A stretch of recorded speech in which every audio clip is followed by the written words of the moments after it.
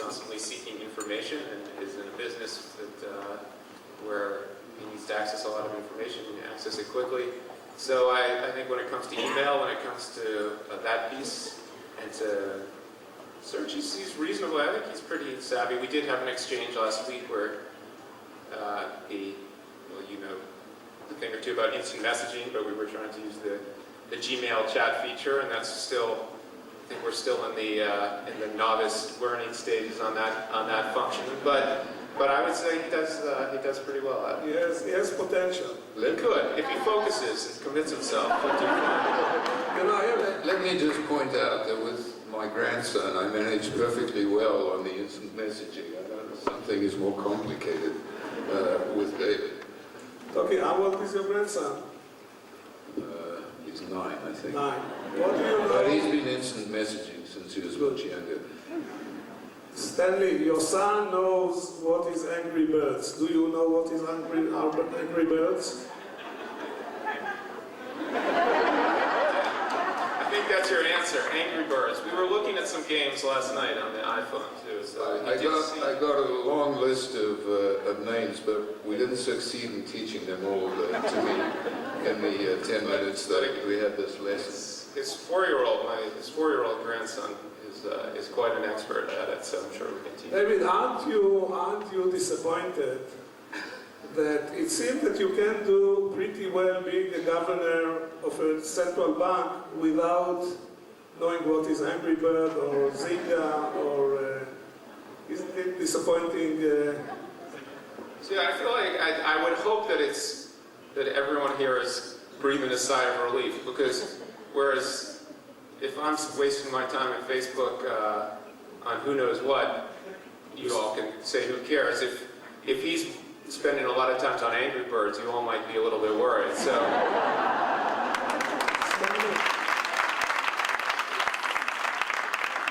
By the way, David, when Angry Birds will go public, what do you think will be the order of magnitude of what will you think the order of magnitude of the valuation? I feel like this is where we should turn the. I'm going to ask you that question, Yossi, as the godfather of venture capital.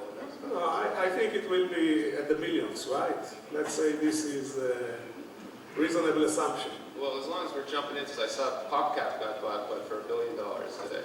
Pandora.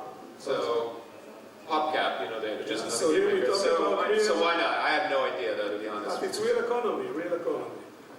Yeah, David, you know, Stanley and I are belonging more or less to the same generation. You know, I look from the height of my age, I look on Stanley as a kid, but still we are more or less of the same generation. And when I told one of my young partners in ICQ that nobody of our generation will understand how to use one of the features that he created and he was very proud of, he told me, Yossi, you know, it really doesn't matter. Your generation is already dead. You simply don't realize it.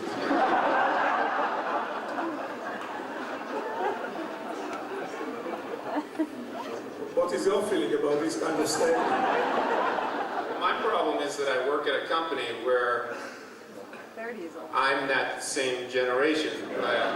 Someone asked me in my first month, they said, so what's the average age of the executive team there? And I'm used to being the young guy there who everyone says, oh, he's a young guy, a up-and-comer.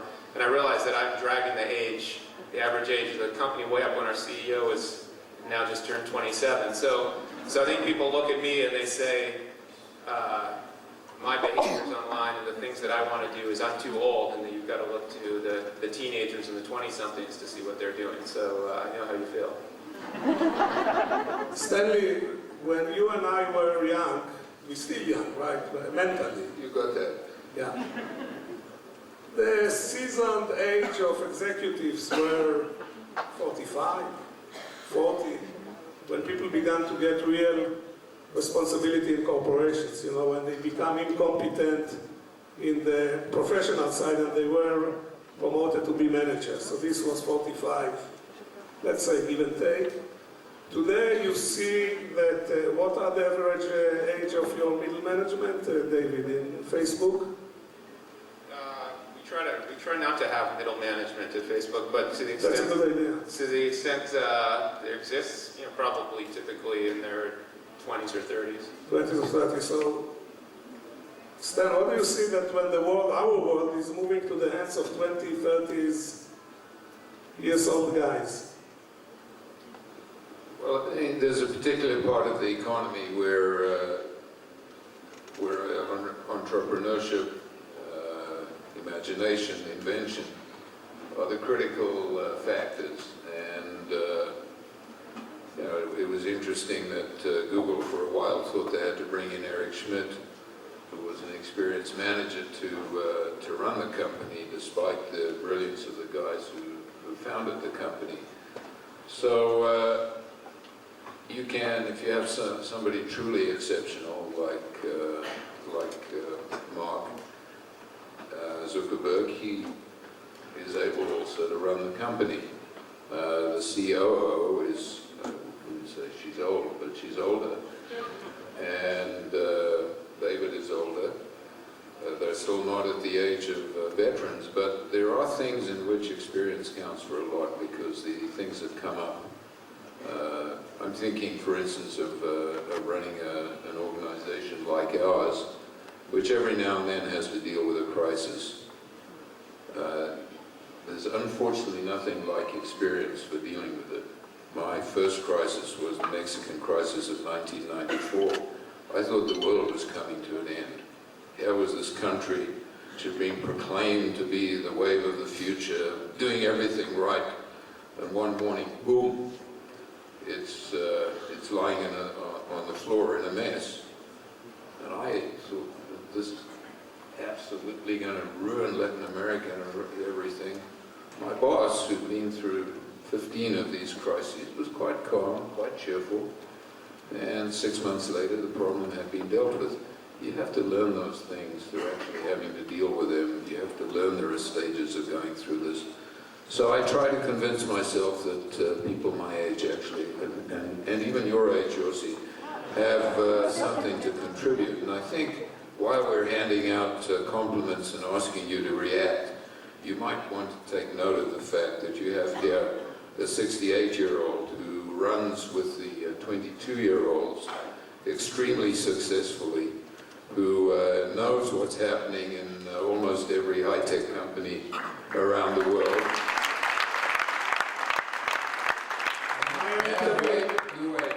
And furthermore, if we were Japanese, we'd declare him a national treasure.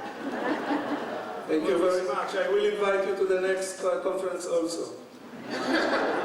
But I was also going to say, because it's interesting from my perspective, having worked in government, which is very hierarchical, very structured, and tends to have older folks, and then moving out into the internet space and technology, which, as you pointed out, is much younger. I think there's that balance of you need some experience and some innovation. I think the reason you end up with these companies that are run by such young people is with sort of you also need a little bit of the not knowing any better to take the kinds of risks that people take in some of these. And I know I'm sometimes struck by the fact that I don't know about the other academic fields, but since my father was an academic throughout my childhood, I think that this is right for most economists in many fields do their best. The most innovative work happens when they're in their 20s or their 30s, typically, in many cases. And there's obviously people who still, there are exceptions to the rule. I think your president is someone who continues to bring innovative ideas throughout his career. But for many people, and I think you see some of the companies lose that as time goes on. So it's easy to find that right balance. So you heard from your father, whom you respect and appreciate, that people who are older can contribute to a company. After he finished his job as the governor of the Bank of Israel, would you hire him for Facebook? And what kind of job you will offer him if you will do it? Well, the nice thing is that we have lots of entry-level jobs where people have to help people use the site, so that would be a good forcing function on that point. But I I think he will have earned the right to do whatever he wants, and I suspect on the list, though, it would be fun to work with him on the list of things to do. So we can offer Facebook him, is not high on the list, I'm going to guess. we can offer him to be the first Facebook fellow, let's say. What's that? Facebook fellow, you know, like Intel fellow. Sure. Then he can do whatever he wants. I hope he'll do whatever he wants anyway. By the way, I know one senior guy who is part of your organization is very impressive, and I think it was a very nice move very smart move to recruit him. And this is Don Graham, who is on your board. Yeah, he's terrific. Yeah.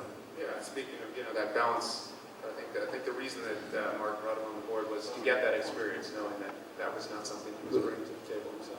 Now we don't have much time. Let's go one deeper layer once we are comfortable with the dynamics of the Stanley. I have a saying that every Jewish person spends his life chasing three things. One, to get the confirmation of his sons and daughters, which he will get only after he dies. One, to get the confirmation of his parents, but he will begin to do it only after they die. And the third one is to chase the Jewish food he got from his mother, never mind what is the background of his mother. And this is the reason why we are running from restaurant to restaurant all our life, trying to get our food, which we got used to when we were kids, never be able to get it. Are you seeking the confirmation of your kids? Well, I think everybody would like that. I think, I don't know people, I know parents who are estranged from their children. I don't think they're happy about it. I think everybody in this audience wants to have a relationship, a positive and meaningful relationship with their kids, and when it works, and it's can be made to work, it's one of the most satisfying things in the world, if not the most satisfying. I've been at conferences where David's elder brother has presented his research, and it's terrific. You just sit there and quite nafas, as we say in Latin. And this is a great pleasure for me, and of course everybody wants to do that, and it's part of what makes the world go around, and it's a hugely positive force. Good. My mother defined what is the difference between nachas and the chaya. You know what is the difference? No, but I think you're going to tell us. Yeah, I'm going to tell you. When your grandsons are coming, it's nachas. When they go away, it's a chaya. David, are you seeking the confirmation of your parents? Absolutely. I think that, as I said earlier, that in terms of the role they played as parents and the decisions they've made, they've been terrific role models for my brothers and I throughout our lives. And I think seeing them make Aliyah and come to Israel and follow their hearts is, and seeing how rewarding it's been for them. And that's a great feeling, because you reach a point where your relationship changes to one of adults to adults with your parents, and at that point, then you just want to see them happy. As I guess now that I have kids, it's a different dynamic. But at the end of the day, as you said, you want the same thing, which is you want to see people succeed, which they have obviously done, and then you want to see them fulfilled. I think both those things are true. Stanley, this morning your son revealed a very interesting piece of data that Israel is #1 in usage of Facebook.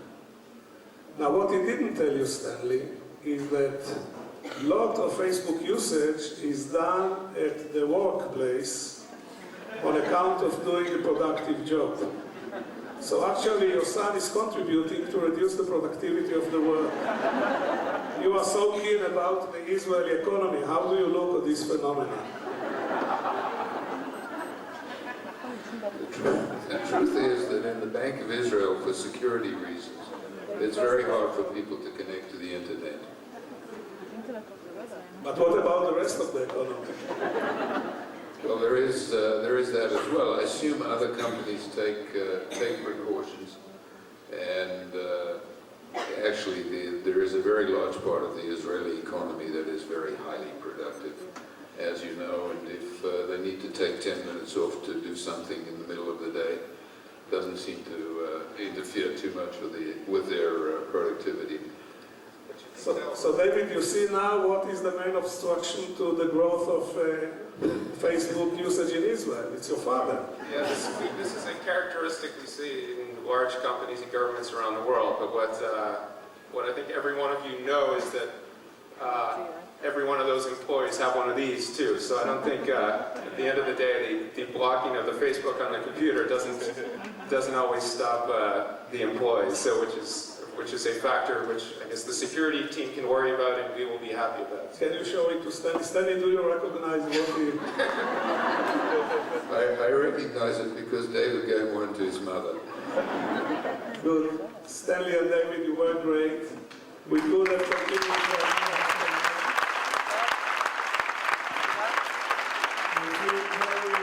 that you are part of our ecosystem. Thank you very much.